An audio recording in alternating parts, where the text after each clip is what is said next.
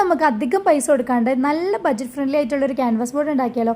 അപ്പോൾ അതിനായിട്ട് ഫസ്റ്റ് എടുക്കുന്നത് ഒരു കാർഡ്ബോർഡ് ആണ്. അതൊരു സ്ക്വയർ ഷേപ്പിൽ ഇതുപോലെ ഒന്ന് കട്ട് ചെയ്തെടുക്കുന്നുണ്ട് കേട്ടോ. അത് നമ്മൾ 2 പീസായിട്ട് കട്ട് ചെയ്തെടുക്കുന്നുണ്ട്. വേറൊന്നല്ല, ഇത് രണ്ടും കൂടി ഒട്ടിച്ചു കൊടുക്കുമ്പോൾ കുറച്ച് തിക്നെസ് കിട്ടാനാണ് കേട്ടോ. നമ്മൾ സാധാരണ ഷോപ്പിൽ നിന്നൊക്കെ മേടിക്കുമ്പോൾ 100-200 സംതിങ് റേറ്റ് ഒക്കെ വരുന്നുണ്ട് സൈസ് അനുസരിച്ച്.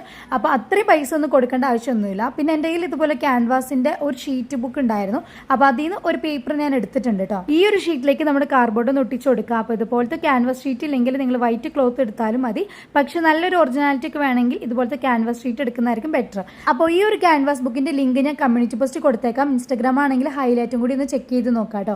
അപ്പോൾ ഈ ഒരു ബുക്ക് മേടിച്ച് കഴിഞ്ഞാൽ നിങ്ങൾക്ക് എത്ര വേണമെങ്കിലും നിങ്ങൾക്ക് കാർഡ്ബോർഡ് വെച്ചിട്ട് ഇതുപോലത്തെ ക്യാൻവാസ് ബോർഡ് ഒക്കെ ഉണ്ടാക്കാൻ പറ്റും കേട്ടോ. അപ്പോൾ ഇതാണ് നമ്മൾ ഉണ്ടാക്കിയിട്ടുള്ള ക്യാൻവാസ് ബോർഡിന്റെ ഫൈനൽ ലുക്ക് വരുന്നത്. ഇനി കുറച്ചും കൂടി തിക്നെസ് വേണമെങ്കിൽ അത്രയും കാർഡ്ബോർഡ് ഒന്ന് ഒട്ടിച്ചു കൊടുത്താൽ മതി. നെക്സ്റ്റ് ഡേ ഈ ഒരു ക്യാൻവാസ് ബോർഡിൽ തന്നെ നമുക്കൊരു ടെക്സ്റ്റഡ് ആർട്ടും കൂടി ചെയ്യാം കേട്ടോ. അപ്പോൾ ഈ ഒരു ക്യാൻവാസ് ഷീറ്റിന്റെ ലിങ്ക് വേണ്ടവർക്ക് കമ്മ്യൂണിറ്റി പോസ്റ്റും ഹൈലൈറ്റും ചെക്ക് ചെയ്യാം.